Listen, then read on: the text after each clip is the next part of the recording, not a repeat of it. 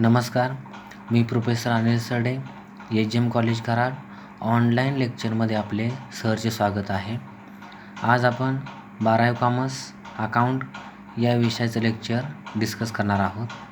आजच्या तासाला आपण फायनल अकाउंटचे तिसरे एक्झाम्पल पाहणार आहोत. Rucha and Julie are partners sharing profits and losses in their capital ratio. त्यांचं रुचा आणि जुलीचं कॅपिटल जेवढं दिलेलं असेल त्यानुसार आपल्याला रेशो काढायचा आहे.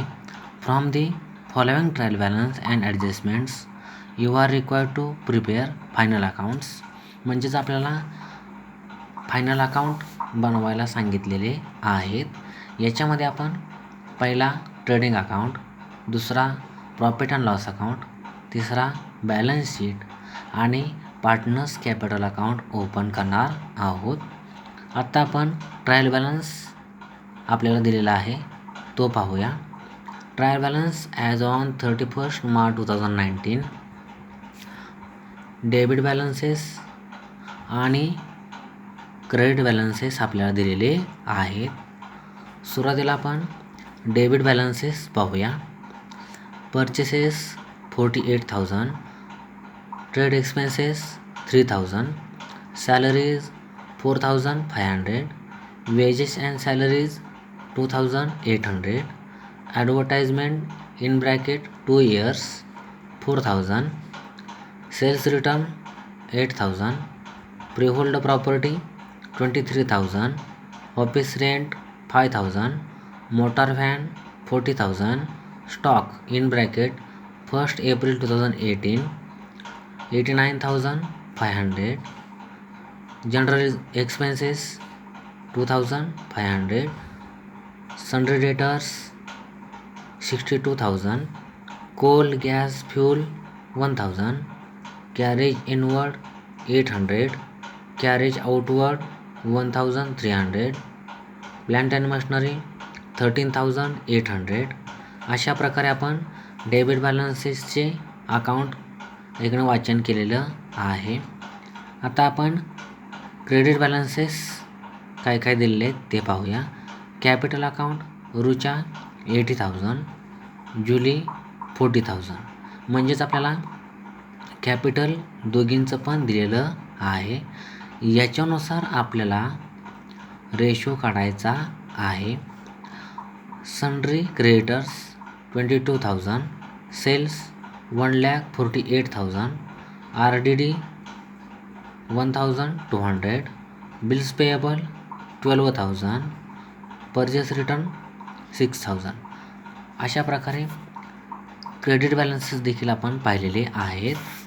ट्रायल बॅलन्स टॅली 3,09,200 ने होतो आहे. बरोबर. आता आपण ॲडजस्टमेंट्स आणि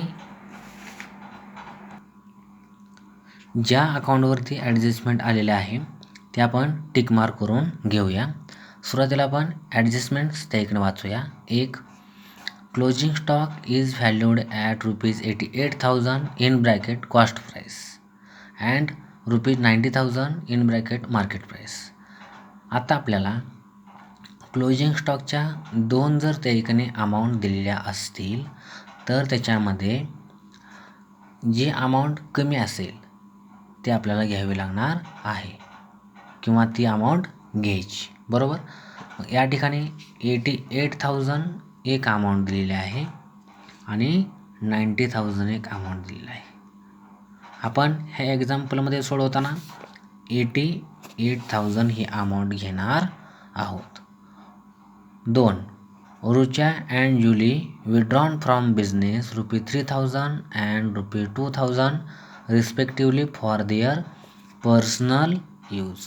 म्हणजेच रुचा अँड जुलीनं प्रत्येकी रुचानं 3,000 अँड जुलीनं 2,000 असे बिझनेसमधले विड्रॉन करून त्या ठिकाणी पैसे घेतलेले आहेत पर्सनल यूजसाठी.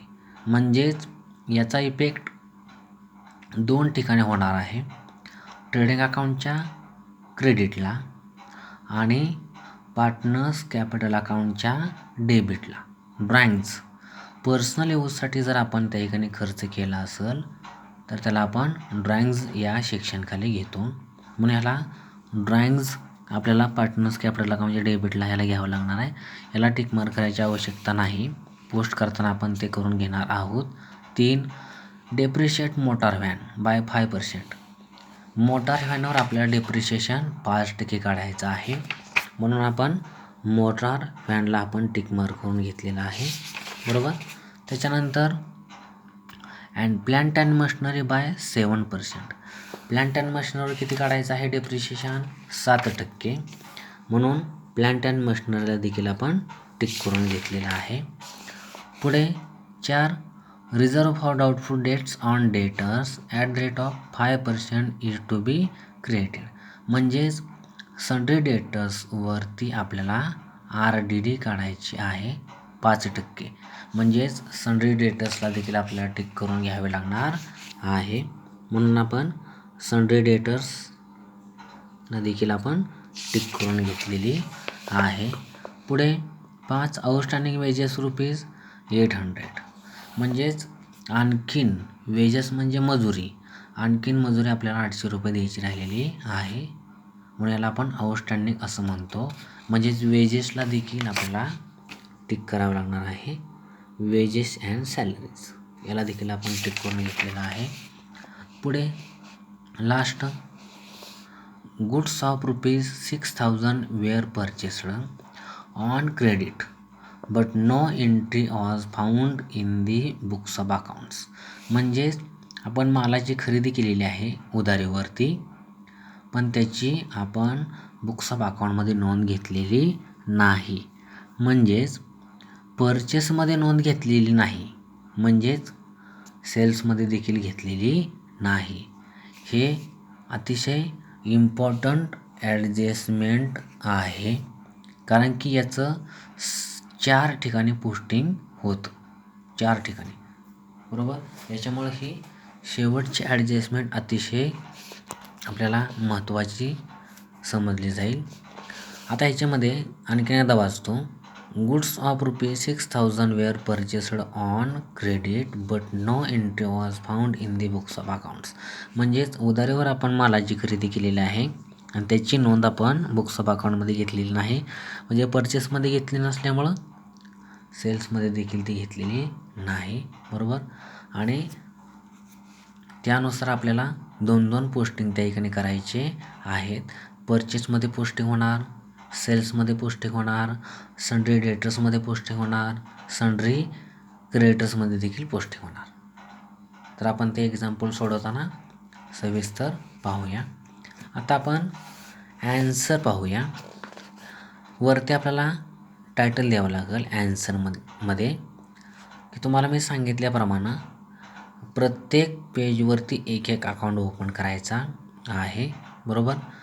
मग हा सुरुवातीचा त्या ठिकाणी आहे ट्रेडिंग अकाउंट, हा दुसरा आहे प्रॉफिट अँड लॉस अकाउंट. या ठिकाणी मी लिहिले बघा, ट्रेडिंग अकाउंट हा आहे, नंतर प्रॉफिट अँड लॉस अकाउंट हा आहे आणि बॅलन्स शीट ही आहे, पार्टनर्स कॅपिटल अकाउंट हा आहे.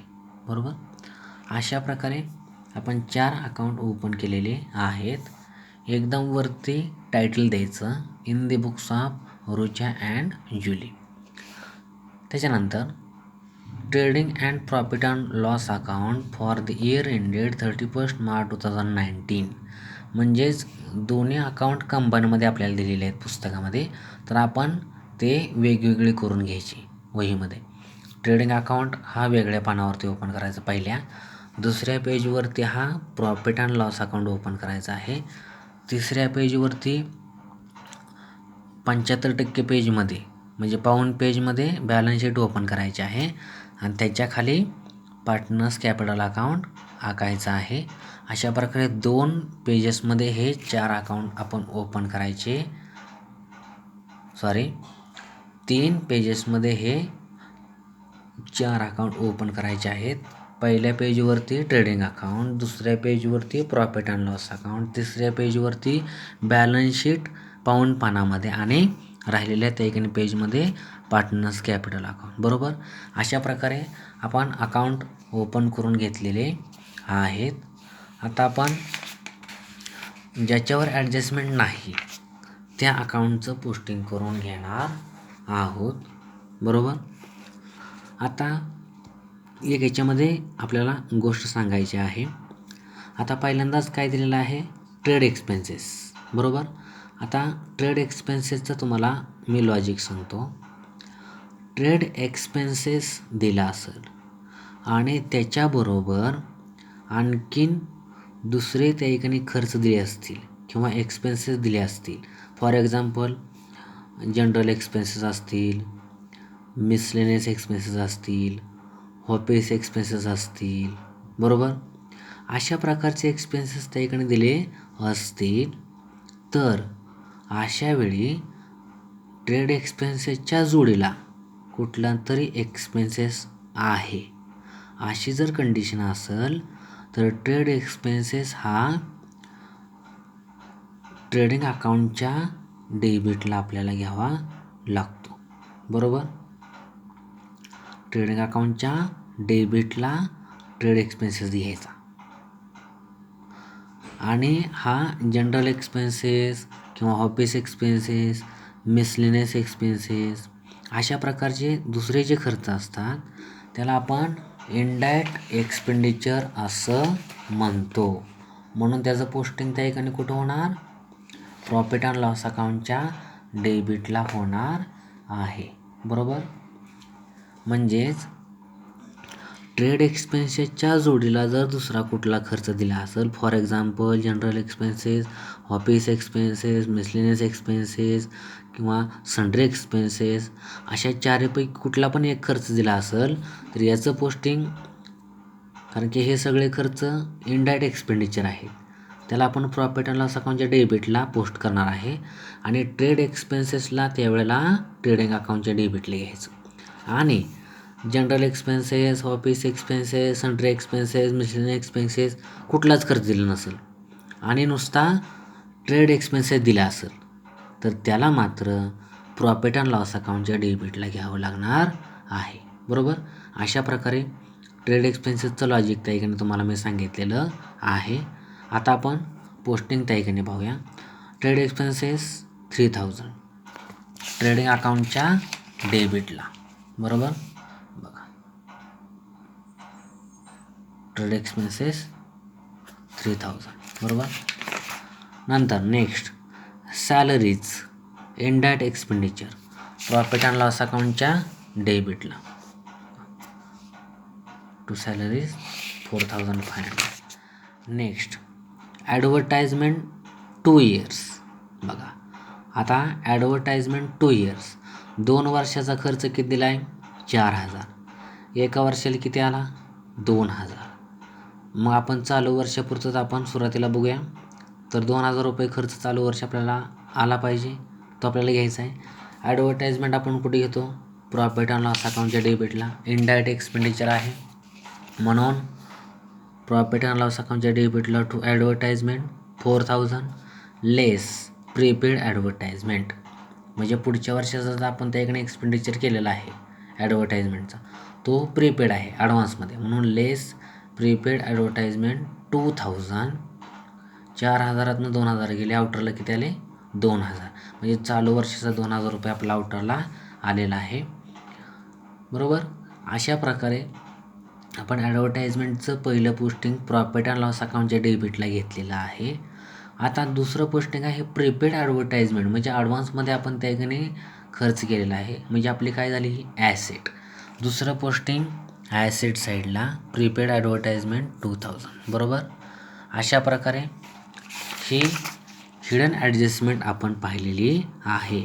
ॲडव्हर्टाइजमेंटची ही हिडन ॲडजस्टमेंट दिलेली होती, ते आपण 2 ठिकाणी पोस्ट करून ह्याचं डिस्कशन केलेलं आहे.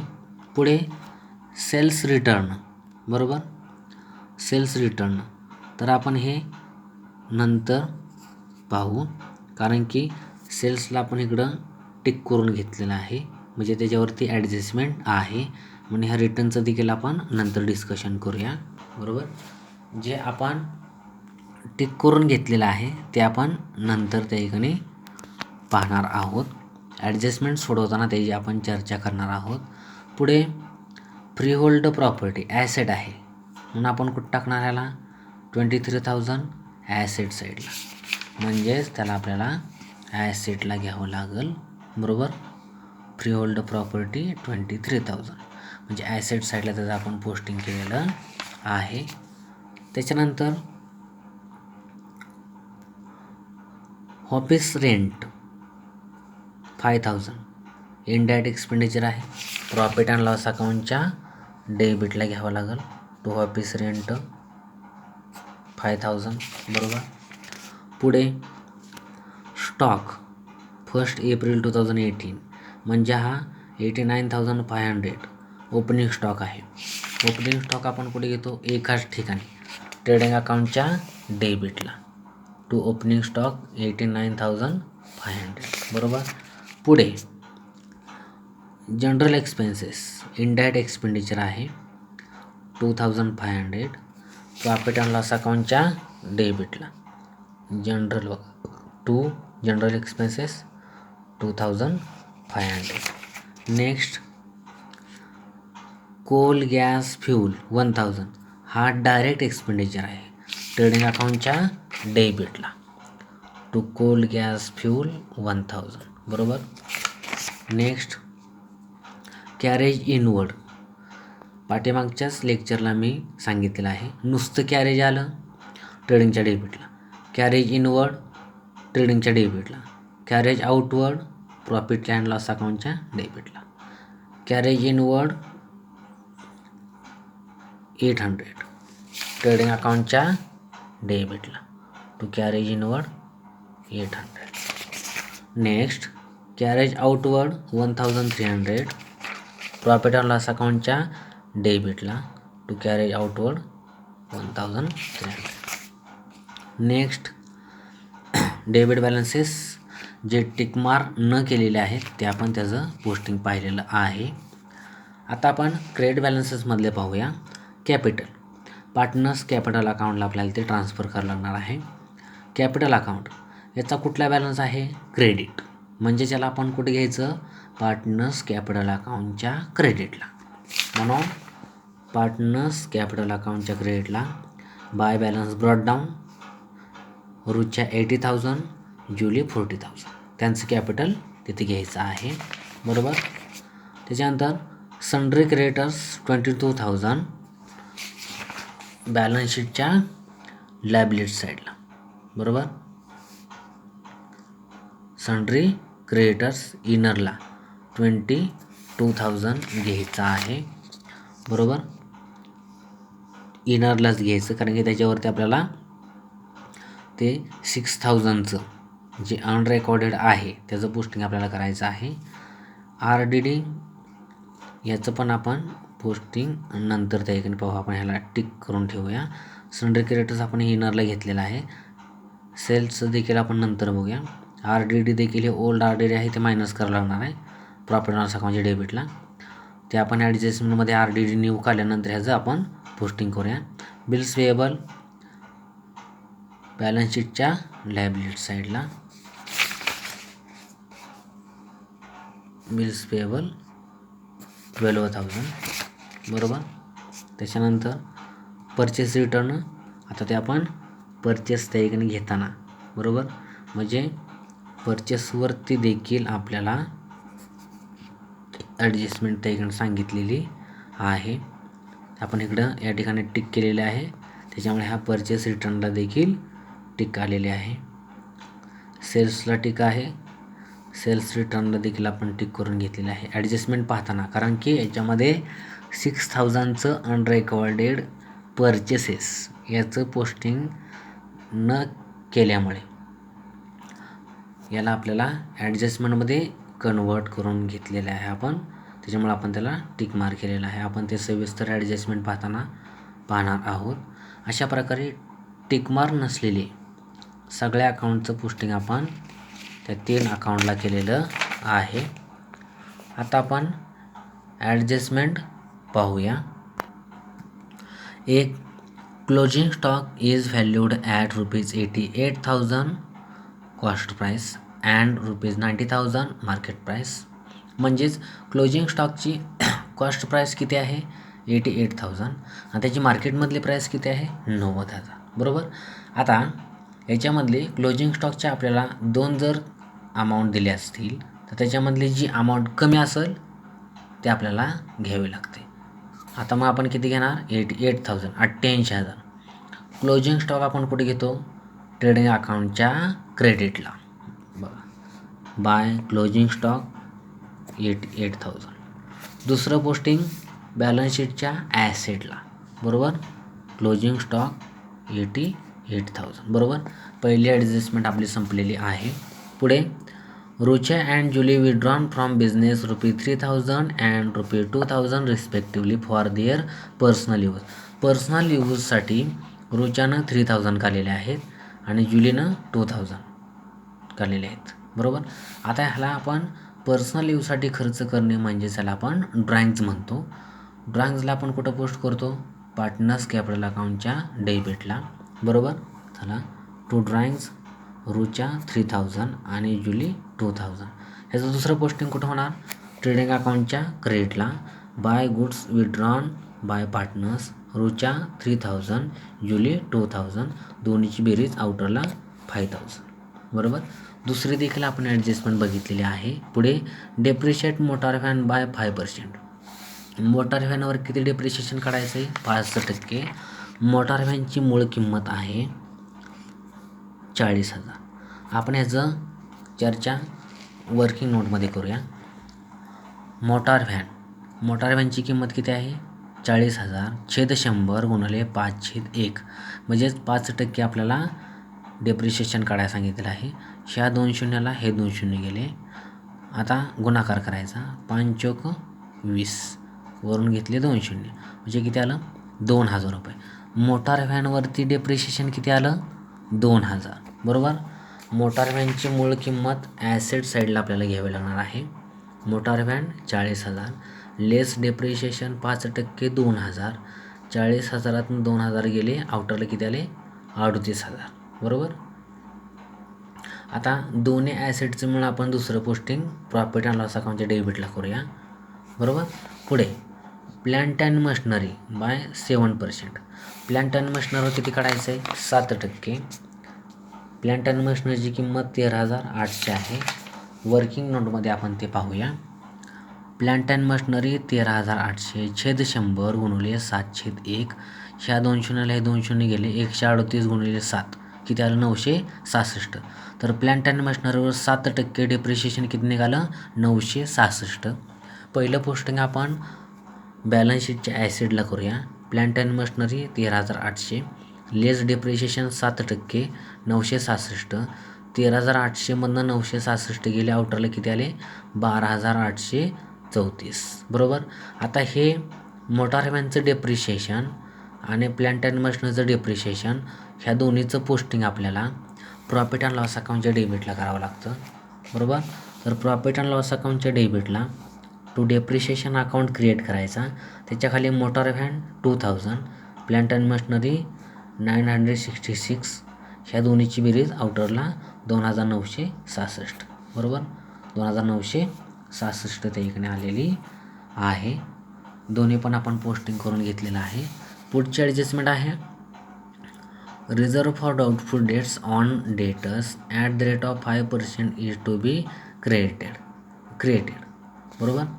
आता RD किती काढायची आपल्याला 5%. बरोबर. त्याच्या अगोदर 6 नंबर ॲडजस्टमेंट आपण अगोदर थोडीशी घ्यावी लागणार आहे आपल्याला. Goods of ₹6,000 were purchased on credit but no entry was found in the books of account. म्हणजेच आपण मालाची खरेदी उधारीवर केलेली आहे 6,000ची पण त्याची नोंद आपण बुक्स ऑफ अकाउंटमध्ये घेतलेली नाही. म्हणजेच आपल्याला ह्याचं पोस्टिंग 4 ठिकाणी करायचं आहे. नंतर मग आपण 4 आणि 5 ॲडजस्टमेंट पाहणार आहोत. आता 6,000 आपण परचेस केलेले आहेत उधारीवर पण त्याची नोंद आपण बुक्स ऑफ अकाउंटमध्ये घेतलेली नाही. तर आपण परचेसेसची मूळ किंमत आपण सुरुवातीला घेऊया. परचेसेस घेतो कुठं आपण? ट्रेडिंग अकाउंटच्या डेबिटला 48,000.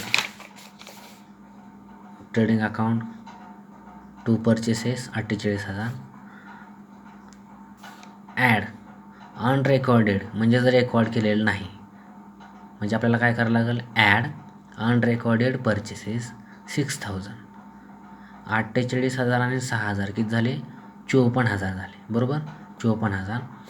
आता मगाशी आपण परचेस रिटर्न त्याला आपण टिक केली होती. आता यातनं परचेस रिटर्न मायनस करूया. 6,000 लेस परचेस रिटर्न 6,000. 54,000 6,000 गेले, आउटरला किती आले? 48,000. बरोबर, हे झालं पहिलं पोस्टिंग. आता दुसरं पोस्टिंग कुठं करावं लागलं आपल्याला? तर सन्ड्री क्रेडिटर्स. बरोबर, सन्ड्री क्रेडिटर्समध्ये आज दुसरं पोस्टिंग करावं लागेल. सन्ड्री क्रेडिटर्सची आपण मगाशी 22,000 रुपये किंमत घेतली होती. Add unrecorded purchases 6,000. बरोबर, 22 आणि 6 किती झाले? 28,000. आउटरला किती आले? 28,000. पुढे आता ह्याचं 2 ठिकाणी पोस्टिंग झालं. आता आणखीन 2 ठिकाणी पोस्टिंग आपल्याला करायचं आहे. आता परचेसमध्ये नोंद घेतली नव्हती, म्हणजेच आपण विक्रीमध्ये देखील त्याची नोंद घेतलेली नाही, म्हणजे सेल्समध्ये देखील त्याची नोंद घेतलेली नाही. मग आता सेलची मूळ किंमत पाहूया. सेल्स 1,48,000. सेल्स आपण कुठे घेतो? ट्रेडिंग अकाउंटच्या क्रेडिटला. By sales 1,48,000. Add unrecorded sales 6,000. 1,48,000 आणि 6,000 किती झाले? 1,54,000. बरोबर, 1,54,000 इनरलाच घ्यायचं आहे, कारण की आपल्याला सेल्स रिटर्न मायनस करायचे आहेत. सेल्स रिटर्न किती आहेत? 8,000. त्याच्यामधून आपल्याला लेस सेल्स रिटर्न 8,000 करायचे आहेत. 1,54,000 8,000 गेले, आउटरला किती आले? 1,46,000. आउटरला किती आले? 1,46,000. ही तिसरं पोस्टिंग आपण केलेलं आहे. आता चौथं पोस्टिंग कुठं करणार आहे आपण? सन्ड्री डेटर्समध्ये. डेटर्सची मूळ किंमत 62,000 आहे. बरोबर, डेटर्सची किंमत आपल्याला ट्रायल बॅलन्समध्ये त्या ठिकाणी पाहूया. Sundry debtors 62,000. बरोबर, तर ती आपण सन्ड्री डेटर्स कुठे घेतो? ॲसेटला. Sundry debtors 62,000. Add unrecorded sales 6,000. 62,000 आणि 6,000 किती झाले? 68,000. बरोबर, अशा प्रकारचं आपण पोस्टिंग इथं करून घेतलेलं आहे. म्हणजे चौथं देखील पोस्टिंग आपल्या याचं झालेलं आहे. म्हणजे 6 नंबर ॲडजस्टमेंट आपली झालेली आहे. आता आपल्याला RDD काढायचे. RDD डेटर्सवरती किती काढायचं आहे? 5%. आता डेटर्सची अनरेकॉर्डेड सहित ॲड केल्यानंतर किंमत किती आली? 68,000. आता आपण ते वर्किंग नोटमध्ये पाहूया. डेटर्स मूळ किंमत 62,000. Unrecorded sales 6,000. 62,000 plus 6,000 is equal to 68,000, म्हणजे 68,000 किंमत आलेली आहे. आपल्याला RDD किती काढायची? 5%. म्हणून RDD 5%. 68,000 छेद 100 गुणिले 5/1. ह्या 2 शून्याला हे 2 शून्य गेले. आता 680 उरले. 500. 8 पंचे 40ला 0, हातच्याला 4, 6 पंचे 30 आणि 4 34. 3,400. म्हणजे RDD किती निघाली? 3,400. आता आपण RDD काय करणार? त्यातून सन्ड्री डेटर्समधून लेस करणार. लेस RDD 5% 3,400. 68,000 3,400 मायनस केले, 64,500 आउटरला आलेला आहे. आता याचं आपल्याला दुसरं पोस्टिंग कुठं करायचं RDDचं? तर प्रॉफिट अँड लॉस अकाउंटच्या डेबिटला. तर प्रॉफिट अँड लॉस अकाउंटच्या डेबिटला टू RDD न्यू आत्ता आपण जी काढलेली 3,400 आणि त्याच्यामधून ओल्ड RDD आपल्याला मायनस करावे लागणार आहे. तर ओल्ड RDD किती आहे? 1,200. तर ती 1,200 आपण त्यातून लेस करणार. लेस RDD ओल्ड 1,200. 3,400मधून 1,200 गेले, 2,200 आउटरला आलेले आहेत. अशा प्रकारे RDDचं आपण दुसरं देखील पोस्टिंग केलेलं आहे. बरोबर. अशा प्रकारे 4 नंबर ॲडजस्टमेंट संपलेले आहे आणि 6 देखील आपण अगोदर बघितले. आता राहिली फक्त 5. आउटस्टँडिंग वेजेस किती आहे? 800. म्हणजे आणखीन मजुरी आपल्याला 800 रुपये द्यायची आहे. मूळ मजुरी किती आहे? म्हणजेच वेजेस किती आहे बघा. वेजेस आणि सॅलरीज किती आहे? 2,800. पाठीमागं तुम्हाला सांगितल्याप्रमाणे नुसतं वेजेस आलं ट्रेडिंगच्या डेबिटला, वेजेस आणि सॅलरीज आलं तरी पण पहिल्यांदा नाव कुठलं आहे? वेजेस. त्यानुसार ट्रीट करायचं. बरोबर. पोस्ट करायचं ट्रेडिंग अकाउंटच्या डेबिटलाच. त्याच्यानंतर सॅलरीज आलं प्रॉफिट अँड लॉस अकाउंटच्या डेबिटला, सॅलरीज अँड वेजेस आलं प्रॉफिट अँड लॉस अकाउंटच्या डेबिटलाच. म्हणजे सुरुवातीला जे नाव असेल त्यानुसार आपल्याला पोस्ट करावं लागणार आहे. आता या ठिकाणी वेजेस अँड सॅलरीज आहे म्हणजे ट्रेडिंग अकाउंटच्या डेबिटला आपल्याला ह्याला घ्यावं लागेल 2,400. तर ट्रेडिंग अकाउंटच्या डेबिटला to wages and salaries 2,800. Outstanding किती आहे? 800. म्हणून काय करणार आपण? ॲड करणार. Add outstanding wedges 800. आउटरला किती आलं? 3,700. आता आउटस्टँडिंग वेजेस आपल्याला देणं आहे भविष्यात आणखीन, म्हणजेच बॅलन्स शीटच्या लायबिलिटी साईडला दुसरं पोस्टिंग आपल्याला करावं लागणार आहे. बरोबर. Outstanding wedges 800. बरोबर. आता 5वी देखील ॲडजस्टमेंट आपण पाहिलेली आहे. त्याचं 2 पोस्टिंग त्या ठिकाणी बघितलेलं आहे. 6वी देखील आपण ॲडजस्टमेंट बघितलेली आहे अगोदर. तिथं 4 ठिकाणी आपण पोस्टिंग बघितलेलं आहे. परचेसेसमध्ये, सेल्समध्ये, सन्ड्री डेटर्समध्ये ॲसेटला आणि सन्ड्री क्रेडिटर्सला लायबिलिटी साईडला. बरोबर. अशा प्रकारे आपण ॲडजस्टमेंट सर्व बघितलेलं आहे.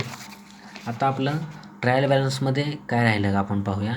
परचेसेस झालेला आहे, वेजेस अँड सॅलरीज झालेला आहे, सेल्स रिटर्न झालेला आहे, मोटार व्हॅन झालेला आहे, सन्ड्री डेटर्स झालेला आहे, प्लांट अँड मशिनरी झालेला आहे, सेल्स झालेला आहे, ओल्ड RDD 1,200 ते झालेलं आहे, परचेस रिटर्न देखील झालेला आहे.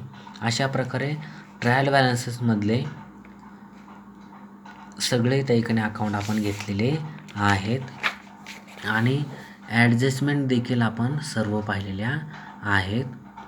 अशा प्रकारे आपण सर्व पोस्टिंग केलेलं आहे. आता आपण क्लोज अकाउंट करणार आहोत. सुरुवातीला आपण ट्रेडिंग अकाउंट क्लोज करूया.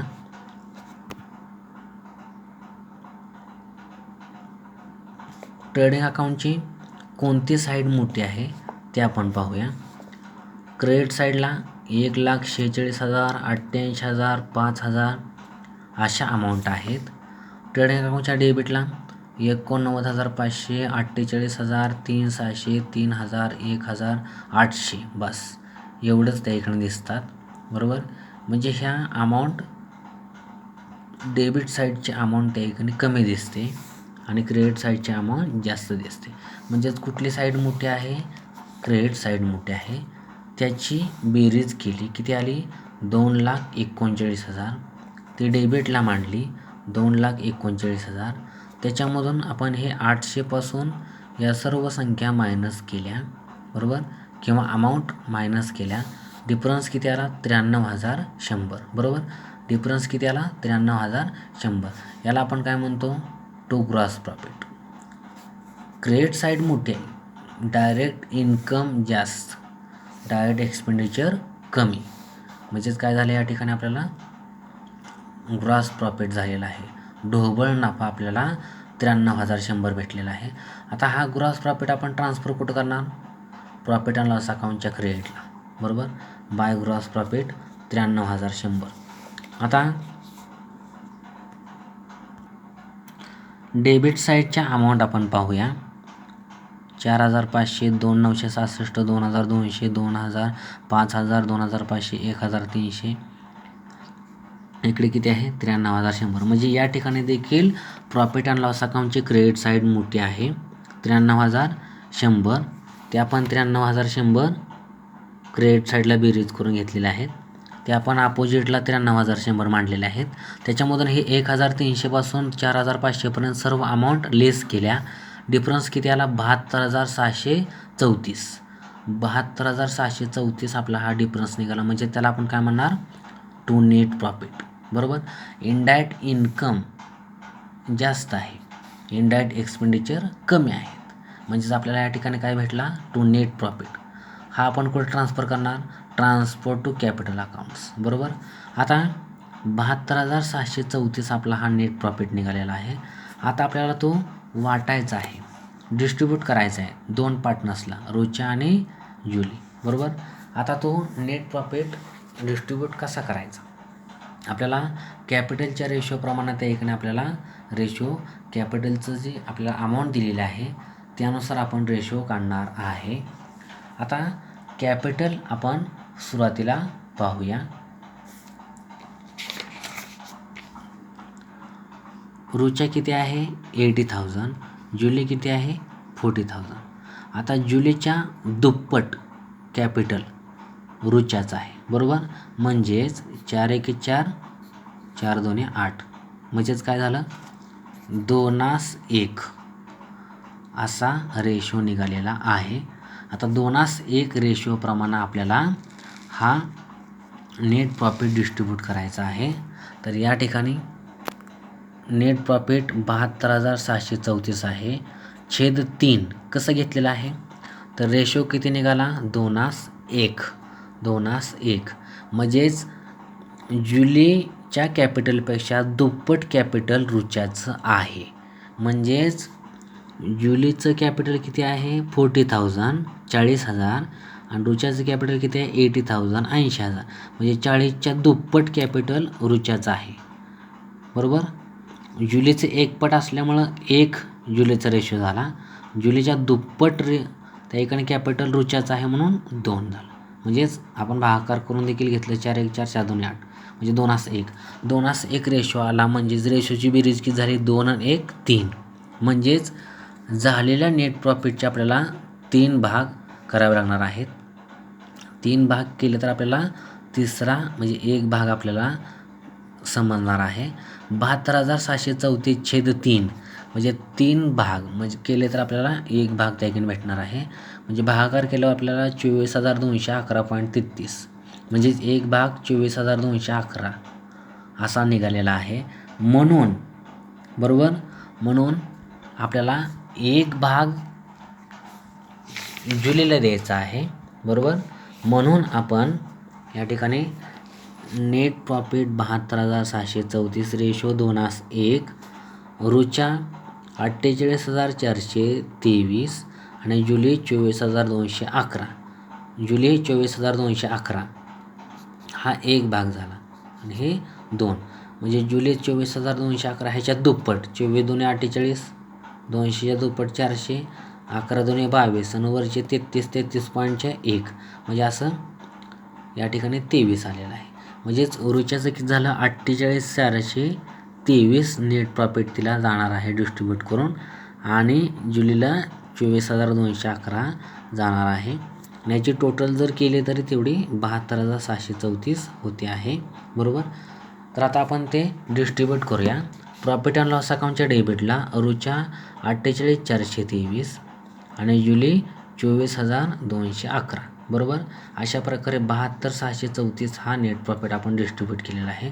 आता आपण ट्रान्सफर कुठं करणार, पार्टनर्स कॅपिटल अकाउंटच्या क्रेडिटला. नेट प्रॉफिट आपण कुठे घेतो, पार्टनर्स कॅपिटल अकाउंटच्या क्रेडिटला. बरोबर. By profit and loss account 48,423 रुचाच्या कॉलममध्ये आणि 24,211 जुलीच्या कॉलममध्ये. बरोबर. आता कोणती साईड मोठी आहे, इकडं फक्त 3,000 दिसते, 2,000 दिसते, हा बॅलन्स आहे, आणि या ठिकाणी 80 48 40 24 असं दिसते. म्हणजे साईड कुठली आहे मोठी, क्रेडिट साईड मोठी आहे, म्हणून ह्याची बेरीज केली. 40,000 आणि 24,211 की झाले 64,211. 80,000 आणि 48,423 1,28,423 हे क्रेडिटचं डेबिटला मांडून घेतलं. रुचाच्या कॉलममध्ये रुचाची अमाऊंट मांडली, जुलीच्या कॉलममध्ये जुलीची त्या इकडे अमाऊंट मांडली. आता याच्यामधून 64,211 मधून हे 2,000 वजा केले, किती आले, 62,211 हा क्लोजिंग बॅलन्स निघाला. 1,28,423 मधून हे 3,000 मायनस केले, किती आलं, 1,25,423 23 क्लोजिंग बॅलन्स निघाला. ह्याला काय म्हणायचं, टू बॅलन्स कॅरेड डाऊन म्हणजे क्लोजिंग बॅलन्स निघाला. हा पुढच्या वर्षी ट्रान्सफर केला बाय बॅलन्स ब्रॉड डाऊन बरोबर 1,25,423 62,211. ह्या अमाऊंटच्या खाली आपल्याला ओपनिंग करून त्या ठिकाणी बॅलन्स घ्यावा लागतो. म्हणजे हा जो त्या ठिकाणी क्लोजिंग बॅलन्स आहे तो पुढच्या वर्षी या साईडला ट्रान्सफर करायचा आहे. अशा प्रकारे आपण पार्टनर्स कॅपिटल अकाउंट क्लोज केलेला आहे. आता पार्टनर्स कॅपिटल अकाउंटचा बॅलन्स आपल्याला बॅलन्स शीटच्या लायबिलिटी साईडला लास्टला ट्रान्सफर करायचा आहे.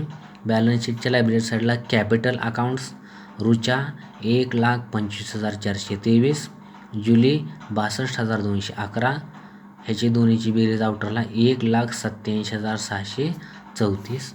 आता आपण ह्या चारीची बेरीज केली, बॅलन्स शीटच्या लायबिलिटी साईडची बेरीज आणि ॲसेट साईडची बेरीज सेम आली पाहिजे. म्हणून आपण बॅलन्स शीटच्या लायबिलिटी साईडची ह्या चारीची बेरीज केली, 2,28,434 आलेली आहे. आणि बॅलन्स शीटच्या ॲसेट साईडची 1 2 3 4 5 6 याची बेरीज केलेली आहे, 2,28,434 आलेली आहे बरोबर. अशा प्रकारे बॅलन्स शीट टॅली झालेली आहे. अशा प्रकारे आजच्या तासाला आपण trading account, profit and loss account, balance sheet, partners capital account पाहिलेला आहे.